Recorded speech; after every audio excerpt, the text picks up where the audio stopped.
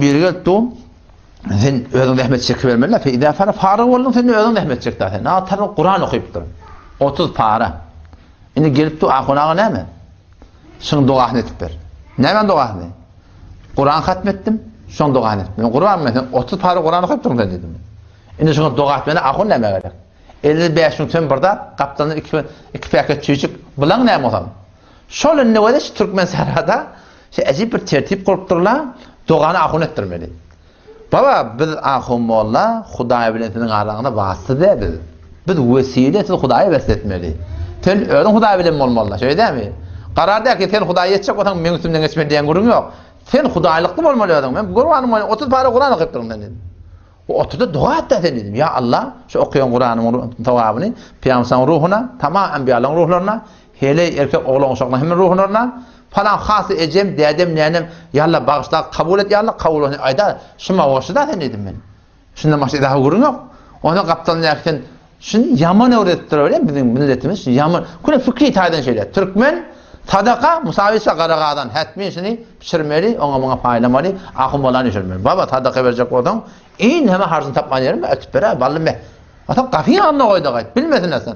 Gafyn kap, galyp gatar ki belli ki günün son görmenlerin belli, ölülmenlerin yurtla belli.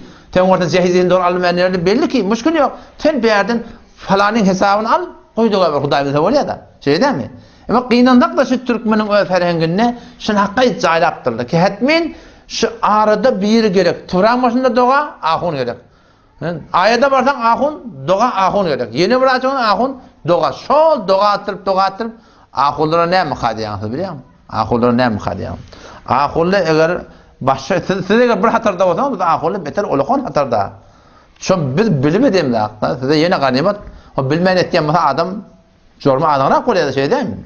دوستان گرامیم راهکار دیگر برای شامل شدن در صفحات مجازی مفتی حافظ امان الله یلمه این است که شما می توانید در گوگل الفاظ مفتی حافظ امان الله یلمه را نوشته و به راحتی در گروه های فیسبوک، یوتیوب، آپارات و اینستاگرام ایشان شامل شده و از فرمایشات استاد بزرگوارمان بهره ببرید.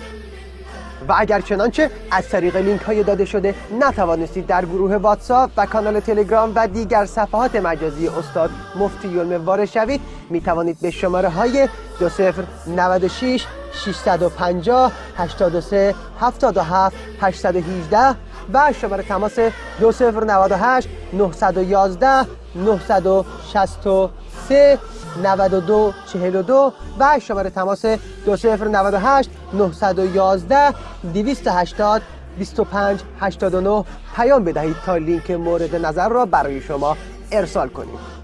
در ضمن اگر کسی خواهان ارتباط مستقیم با استادمان مفتی حافظ امان الله یلمی می باشد می تواند با شماره تلفن 2098 901 585 3961 و شماره تماس 2098 911 965 8393 از طریق تلگرام و واتساپ و ایمو پیام بدهند. دوستان دقت کنید برای تماس تلفنی با استاد مفتی یلمه فقط با دو شماره زیر تماس بگیرید.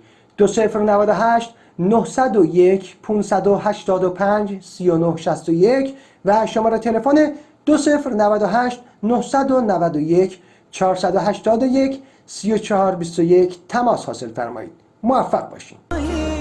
سابحة في هواك